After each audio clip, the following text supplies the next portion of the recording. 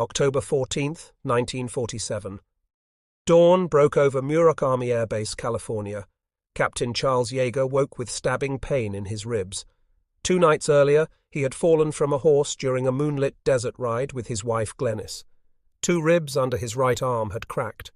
If the flight surgeons discovered his injury, they would ground him immediately. Someone else would fly the X-1. Someone else would attempt to break the sound barrier. He had told no one except Glennis and a doctor in nearby Rosamond who had taped his ribs without filing a medical report. Now, hours before the most important flight test in aviation history, every breath sent jolts of agony through his torso. The orange rocket plane waited in the hangar, 28 feet long, shaped like a .50 caliber bullet. Engineers had warned that no human being could survive what happened at the edge of sound. Aircraft approaching those speeds had been ripped apart in mid-air, their pilots killed instantly. They called it the sound barrier, and most believed it was impenetrable. What nobody understood was that this moment represented far more than one man's courage. It marked the beginning of a transformation in how America approached the impossible, how test pilots would fly machines that defied every principle of safe aviation, and how one pilot's willingness to push beyond known limits would reshape the future of flight itself. The journey to this moment had begun 24 years earlier, February 13, 1923, Myra, West Virginia. Charles Elwood Yeager was born into a world without electricity or running water, where his father Albert worked as a natural gas driller. When Chuck was not quite 5 years old, his slightly older brother Roy accidentally killed their infant sister Doris Ann with their father's shotgun. Chuck watched as his father calmly gathered the surviving children and taught them firearm safety. Death was not something to fear into paralysis. You acknowledged danger, learned from it, and moved forward with competence. This lesson would define everything that followed. By age 8, Chuck could disassemble and rebuild car engines. By 12, he was helping his father with complex natural gas drilling machinery, understanding instinctively how mechanical systems worked. His hands seemed to know what to do before his mind consciously processed problems. In school, Chuck was unremarkable except in geometry, where his spatial reasoning excelled. What teachers missed was the quality that would make him legendary, an almost supernatural composure under pressure, an ability to assess mechanical systems intuitively, and a willingness to push boundaries that would have paralyzed other men. September 1941. 3 months after graduating from Hamlin High School, 18-year-old Chuck Yeager enlisted in the Army Air Corps as an aircraft mechanic. His first experience with airplanes left him unimpressed. Flying seemed like someone else's job. At George Air Force Base in California, Yeager excelled at maintenance but showed no interest in piloting until summer 1942, when the Army Air Forces introduced the Flying Sergeant program. The program offered a promotion and pay raise. Yeager signed up from practical curiosity. March 10, 1943, Luke Field, Arizona. Flight Officer Charles Yeager received his pilot wings after completing Class 43C. He had discovered something unexpected. Flying came to him as naturally as mechanics. The airplane felt like an extension of his body. He could sense what it was doing through subtle vibrations and sounds other pilots missed. His instructors noted something unusual. Yeager didn't just fly airplanes, he understood them, could push them to their limits and know exactly when to back off. November 1943. Yeager shipped to England, assigned to the 363 Fighter Squadron, flying P-51 Mustang fighters. He quickly proved himself in combat, shooting down enemy aircraft with precision that impressed his squadron mates. March 5, 1944, on his 8th mission, German fighters jumped his flight over occupied France. A cannon shell exploded against his aircraft, shrapnel tearing through the fuselage and into his foot. The Mustang disintegrated around him. Yeager ejected over enemy territory, wounded and alone deep in Nazi-occupied France. He evaded German patrols for days before making contact with the French resistance. They smuggled him over the Pyrenees Mountains into neutral Spain, a brutal journey through winter snow with infected wounds. Military regulations prohibited his return to combat, but Yeager requested an audience with General Dwight Eisenhower, arguing that his knowledge of escape networks would be useless after D-Day. Eisenhower agreed. Yeager returned to combat and achieved remarkable success. October 12, 1944, over Bremen, Germany, Yeager shot down 5 German aircraft in a single mission, becoming an ace in a day.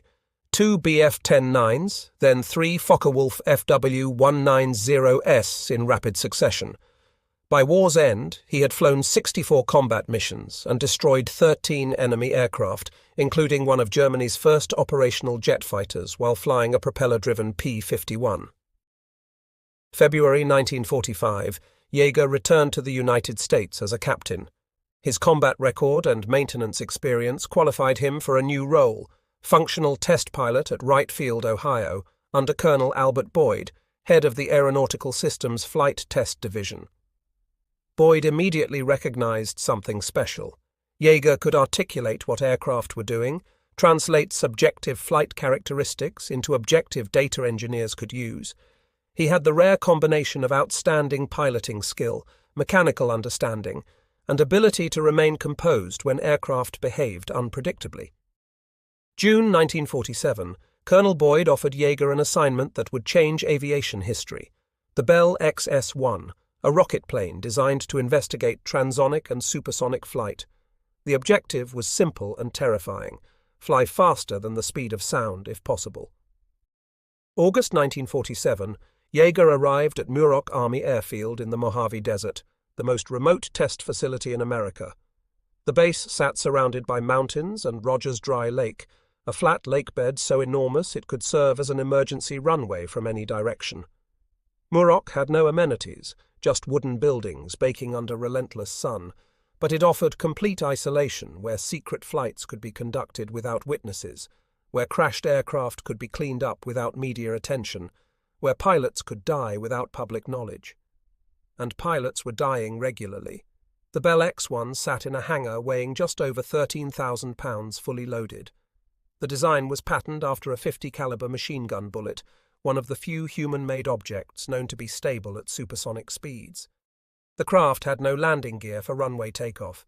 Instead, it would be carried aloft underneath a Boeing B-29 Superfortress and dropped at 25,000 feet. The reaction motor's XLR-11 rocket engine would produce 6,000 pounds of thrust from 4 combustion chambers, burning alcohol, water, and liquid oxygen. This gave approximately 2.5 minutes of powered flight, 2.5 minutes to gather data while accelerating towards speeds no human had experienced. Then the fuel would be gone, and the X-1 would become a glider, descending back to Rogers Dry Lake, if the pilot survived. The program had been delayed when Bell Aircraft's test pilot Chalmers Goodlin demanded $150,000 to attempt supersonic flight, equivalent to over $2 million today. The Air Force refused, turning instead to their own pilots who would fly the mission for their regular captain's salary of around $300 monthly. Yeager was 24 when selected. He understood the risks completely. British pilot Geoffrey de Havilland Jr. had been killed when his aircraft disintegrated at high speed. Several American pilots had died when aircraft encountered compressibility effects where normal controls became useless. Engineers had theories about transonic speeds, shock waves formed around aircraft, air compressed impossibly, pressure distributions reversed, control surfaces that worked at low speeds might do nothing at high speeds. Nobody knew for certain because nobody had survived going fast enough to find out. The X-1 program began methodically. Ground tests, captive flights where the X-1 remained attached to the B-29, glide flights without rocket ignition, then powered flights with 1 chamber, then 2, then 3. Each flight pushed slightly faster, gathering data, approaching the unknown. September 1947, Yeager had flown the X-1 multiple times, reaching speeds approaching Mach 0.95. The craft exhibited predicted problems: buffeting, loss of elevator effectiveness, the nose pitching up uncontrollably as shock waves formed. Engineers realized the solution: an all-moving horizontal stabilizer instead of fixed stabilizer with movable elevators. This allowed control even after elevator effectiveness was lost. The modification was made. October 14th was scheduled for the next attempt: reach Mach 1. October 12th, 2 nights before the historic flight, Yeager and Glennis went horseback riding in the desert. His horse stumbled. He was thrown. hitting the ground hard, cracking 2 ribs under his right arm. He knew instantly what this meant. Discovery would ground him. He told only Glennis, then drove to Rosamond and found a doctor who agreed to tape his ribs without filing a medical report. October 14th arrived. The pain was excruciating, made worse by tight tape binding his torso. Every breath hurt. The X-1 team had no idea their pilot was injured. At 6 in the morning, Yeager climbed aboard the B-29, moving carefully. The crew noticed, but attributed it to normal caution. As the bomber climbed toward 25,000 feet, Yeager prepared for the most dangerous part. He had to climb down a ladder from the B-29's crew compartment into the X-1's cockpit, while both aircraft flew at several thousand feet. With his injury, this was nearly impossible. He had confided in engineer Jack Ridley that morning, knowing he needed help. Ridley found a broomstick piece. Yeager used it as a lever to close the X-1's heavy entry door, compensating for his inability to use his right arm effectively. The door sealed. Yeager was alone in the tiny pressurized cockpit, surrounded by fuel tanks and instruments that would record his flight into history. At 7:20 a.m., at 25,000 feet over Rogers Dry Lake, the B-29's bomb bay doors opened. The X-1 dropped free. For a moment, Yeager fell in silence. Then he ignited the rocket engine. All 4 chambers fired. Acceleration slammed him back despite the pain. The X-1 climbed rapidly to 43,000 feet. At this altitude, the speed of sound was approximately 662 miles per hour. He leveled off and continued accelerating. The Mach meter climbed steadily. The predicted buffeting returned. The aircraft shook violently. Yeager used the movable horizontal stabilizer to maintain control. The buffeting suddenly stopped. Flight became eerily smooth. The Mach meter jumped from approximately 0.965 to 1.06, the needle skipping across the dial. Yeager had exceeded the speed of sound. Below, observers heard a double sonic boom roll across the desert. The sound barrier had been broken. Yeager felt nothing dramatic. No explosion, no structural failure, no loss of control. The craft flew smoothly at supersonic speed for 20 seconds until fuel exhausted. He shut down the engine and began gliding back to Rogers Dry Lake, landing smoothly 14 minutes after being dropped from the B-29. The entire powered portion had lasted less than 3 minutes. When Yeager climbed out, pain screaming through his torso, he found the ground crew celebrating. They had heard the sonic boom. Captain Charles Yeager had just become the first human being to officially exceed the speed of sound in level flight. The news was classified. The Air Force kept the achievement secret for nearly 8 months. When Aviation Week leaked the story in December 1947, the Air Force eventually confirmed the flight publicly in June 1948. Yeager, Jack Ridley, and Bell Aircraft President Larry Bell received the Collier Trophy at a White House ceremony presided over by President Harry Truman. Achieving supersonic flight was just the beginning. March 26, 1948, Yeager flew the X-1 to Mach 1.45, 957 miles per hour, at 71,900 feet. The X-1 flew 78 times total before being retired in 1950 and donated to the Smithsonian Institution. Yeager's achievement opened the door to a new era and established him as America's premier test pilot. Throughout the late 1940s and early 1950s, he flew everything the Air Force produced: new jet fighters, experimental designs, each pushing boundaries in different ways. December 12, 1953, Yeager climbed into the Bell X-1A, an advanced version with greater fuel capacity. The mission objective: exceed Mach 2.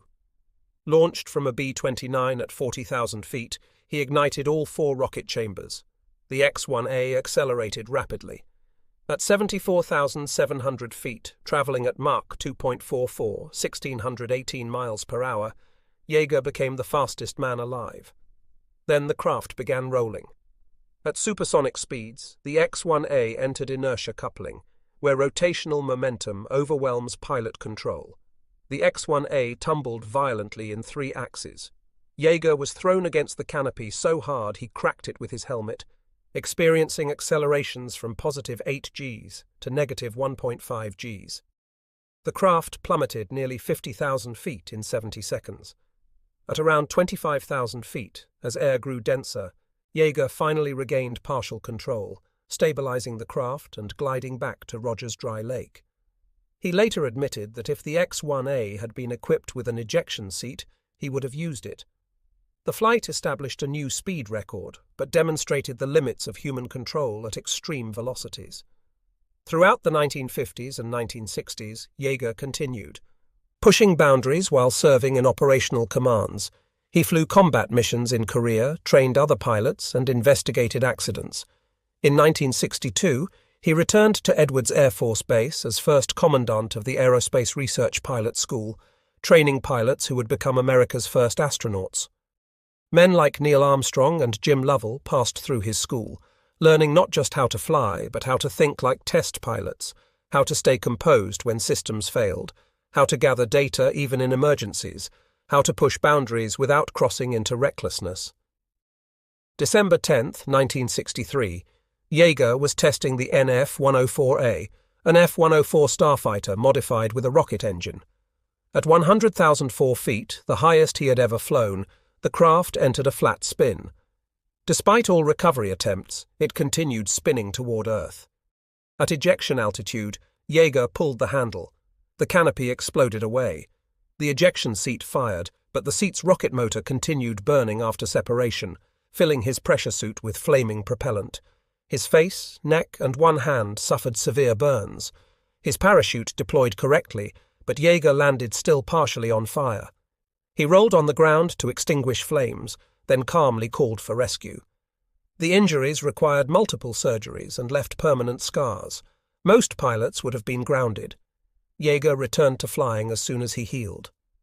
1966, now a full colonel, Yeager commanded the 405th Fighter Wing at Clark Air Base in the Philippines during the Vietnam War, flying 127 combat missions. 1969, Yeager was promoted to Brigadier General, one of the very few men to rise from enlisted private to general in the Air Force. He retired in 1975 after 34 years of military service, but continued as a consultant test pilot for decades, flying new designs well into his 80s. Chuck Yeager died on December 7, 2020, at age 97. He flew more than 360 different types of aircraft during his 70-year flying career, accumulating over 10,000 flight hours. He broke numerous speed and altitude records, trained generations of pilots and astronauts, and served his country in 3 wars. His background made these achievements even more remarkable. He came from poverty with only a high school education, starting as an enlisted mechanic. Everything he accomplished came from natural talent, relentless determination, and exceptional composure under pressure.